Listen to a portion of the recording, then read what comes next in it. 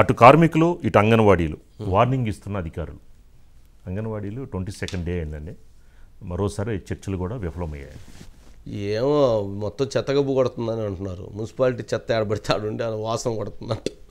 అంటే అసలే ఇప్పుడు కోవిడ్, వైరల్ ఫీవర్స్, మళ్ళీ ఇవన్నీ లేనిపోయింది, ఏం ప్రమాదం అయిద్దో ఏందో అని భయపడతా ఉన్నారు. మరి దీనికి సంబంధించి మరి మున్సిపల్ కార్మికులు 22 రోజులుగా ఇవాళ చర్చలు జరిగినాయి. చర్చలు పరిష్కరించాలని జరిగితే చర్చలు పరిష్కారం అవుతాయి, కానీ మేము చర్చలకు పిలిచాం, వాళ్ళు వచ్చారు, వీళ్ళు వెళ్ళారు అని అంటే ఎప్పుడు పరిష్కారం అవుతాయి? కానీ అంగన్వాడీలు తిట్టిన తిట్టులు చూస్తుంటే మాత్రం నిజంగా ప్రభుత్వంలో ఉన్న వాళ్ళకి అసలు తలెత్తు పెట్టుకొని తిరుగుతున్నారో అర్థం కావట్లేదు. బాగా తిడుతున్నారు వాళ్ళు.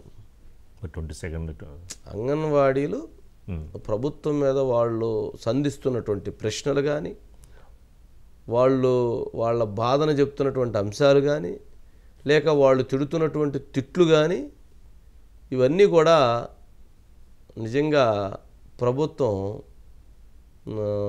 తట్టుకుంటుందంటే గొప్ప విషయం. నెంబర్ 2, ఈ సమస్యని డైరెక్షన్ చేంజ్ చేయటం కోసం, ఇటు అంగన్వాడీ కార్మికుల యొక్క ఉద్యమాన్ని పక్కగా తిప్పటం కోసం రాజకీయ వ్యూహాన్ని జగన్మోహన్ రెడ్డి గారు అవలంబించారు. ఆ రాజకీయ వ్యూహం ఏంటంటే పొలిటికల్ యాంగిల్ని తీసుకొచ్చారు. అభ్యర్థులను అటని ఇటని అదంతా ఇక్కడ గేమ్ తీసుకొచ్చి ఆ గేమ్లో దీన్ని సైడ్ ట్రాక్ చేశారు. ఈ సబ్జెక్ట్ని మీరు గమనించారా? 15 రోజులుగా మొత్తం ఆడు తిప్పుతూ ఉన్నారు. ఆడ జరుగుతుంది లేదు, పాడు లేదు, వాళ్ళని పిలుస్తున్నారు, వీళ్ళని పిలుస్తున్నారు, అట్టన్నారు. ఈ సైడ్ ట్రాక్ చేస్తూ ఉన్నారు. అసలు వాళ్ళ సమస్యని డైరెక్షన్ మారుస్తున్నారు. లేదంటే మీడియా అంతా వాళ్ళ సమస్యను ఎత్తుకొని వెళ్తూ ఉంటే ప్రభుత్వానికి అది ఎక్కువ నష్టం జరిగింది. కాబట్టి ఒక దెబ్బకి 2 పిట్టలు ఇలా గేమ్ ఆడుతున్నారేమో అని అనిపిస్తుంది. మరి ఏది ఫ్యాక్ట్ అనేది చూడాలి. గాంధీ గారు ఉన్నారు. గాంధీ బాబు, ఏంటి విషయాలు ఏంది మరి? పాపం వాళ్ళ సమస్యలో పరిష్కారం అయ్యేట్లుందా ఏంటి? అయ్యిందా కాలేదా? అయిద్దా కాదా?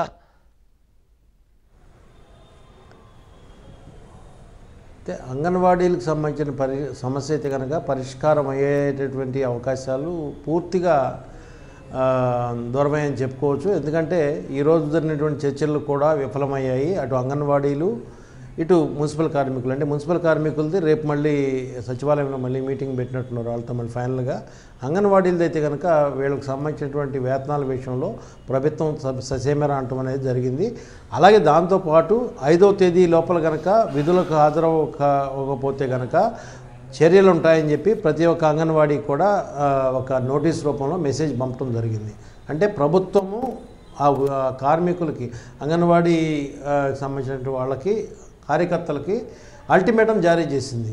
ఇప్పటివరకు దాదాపుగా 22 రోజుల నుంచి వాళ్ళు వివిధ రూపాల్లో ఆందోళనలు, పోరాటాలు, ధర్నాలు, అట్లాగే అరెస్టులు, ముట్టడులు, ఇటువంటి రకరకాల కార్యక్రమాలు చేస్తున్నా కూడా ప్రభుత్వం ఎక్కడా కూడా ఒక్క విషయంలో కూడా, అంటే గతంలో ఇచ్చిన హామీనే అమలు చేయమని అడుగుతున్నాం కానీ మేము ఎక్కడా గొంతెమ్మ కోరికలు అడగట్లేదని చెప్పి వాళ్ళు అంగన్వాడీలు చెప్పేటువంటి పరిస్థితి ఉంది. అయితే దాన్ని అంత కాకపోయినా వాళ్ళు ఏదో 9,000 హైక్ అడుగుతున్నా, 9,000 కాకపోయినా 4,000 ఇస్తామనో, లేకపోతే 5,000 ఇస్తామనో, 3,000 ఇస్తామని చెప్పి ప్రభుత్వం కూడా నెగోషియేషన్ ఏం చేయకుండా దాని మీద ఒక మొండి పట్టుదలతో బీచ్మించుకుని కూర్చుంటే, ఈరోజు అంగన్వాడీలు అయితే మాత్రం వాళ్ళు కూడా వెనక్కి తగ్గే పరిస్థితి లేదని చెప్పి కూడా వాళ్ళు కూడా బీచ్మించుకున్నారు. మరో పక్క వాళ్ళకి సంబంధించిన బాలింతలు కానీ లేకపోతే శిశువులకు కానీ ఇవ్వాల్సినటువంటి పౌష్టికాహారం అందజేస్తామంతా కూడా వీళ్ళు కీలక పాత్ర పోషిస్తూ ఉంటారు. ప్రధానంగా అంటే కొంత టౌన్లో కానీ లేకపోతే పల్లెటూరులో కానీ కొన్ని స్లమ్స్లో కానీ వీళ్ళ యొక్క అవసరం చాలా ఉంటుంది. అట్లా స్కూల్స్లో వాళ్ళకి మధ్యాహ్న భోజన పథకంలో కూడా వీళ్ళే కీలకమైన భూమికి పోషిస్తారు.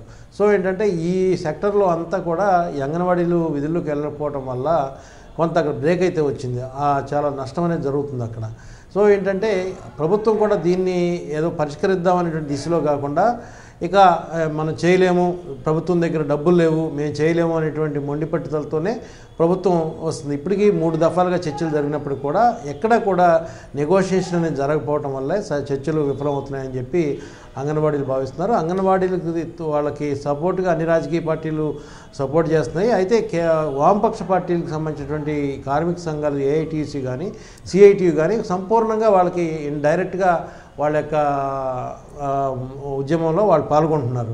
సో ఏంటంటే ఇది ఒక జటిలమైనటువంటి సమస్యగా మారిపోతుంది. రానున్న కాలంలో ఇది మరింత జటిలమైతే కనుక వాళ్ళు ఇక 5వ తేదీ లోపల జారకపోతే కనుక చర్యలు ఉంటాయని చెప్పి అంటున్నారు. చర్యలు ఉన్నారంటే ఇన్ని వేల మంది అంగన్వాడీల మీద ఏ రకమైన చర్యలు తీసుకుంటారు?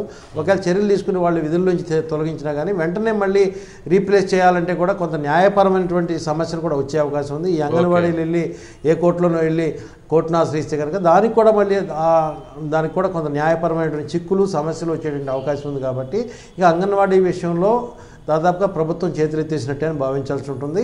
అయితే తెగేదాకా తీసుకురావటం అనేది మరి ఎంతవరకు కరెక్ట్ అనేది ఇరుపక్షాలు ఆలోచించాల్సిన విషయం. ఇకపోతే మున్సిపల్ కార్మికులకు సంబంధించింది అయితే కనుక మన కళ్ళకి ఎదురుకుండా కనిపించేటువంటి సమస్య ఇది. ప్రతి ప్రాంతంలో కూడా చెత్త కుప్పలుగా ఏరిపోయి కొండలుగా మారిపోయే పరిస్థితి వస్తుంది. అంతా కూడా ఈ చెత్త కలెక్షన్ చేసేటువంటి కార్మికులు కానీ లేకపోతే వీళ్ళెవరూ కూడా విధులకు రాకపోవటం వల్ల ఇప్పుడు దానికి ప్రత్యామ్నాయ మార్గంలో ఎవరన్నా విధుల్లోకి తీసుకొచ్చినా కూడా వాళ్ళు చేయనివ్వకుండా అడ్డుపడే పరిస్థితి కనపడుతుంది. పోలీసులు వాళ్ళ మీద కేసులు పెడుతున్నారు. ఇట్లా డిస్టర్బెన్స్ అనేది కనపడుతుంది సమాజంలో.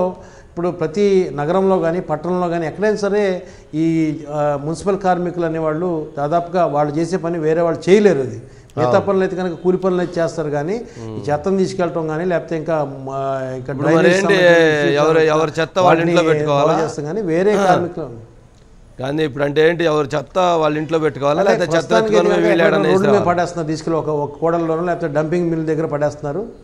ఆ డంపింగ్ మిల్ దగ్గర కూడా పేరుకుపోయి ఉన్నది అందరూ కూడా తీసుకొచ్చి అక్కడ పారేయటం వల్ల అది నిండిపోవటం, ఆ రోడ్ల మీద పడటం అంతా చాలా ఒక భయానకమైన పరిస్థితిలో రోడ్లు కానీ చెత్త డంపింగ్ యార్డ్లు కానీ డంపింగ్ బిన్స్ కానీ తయారైపోయిన పరిస్థితి మాత్రం ఉంది.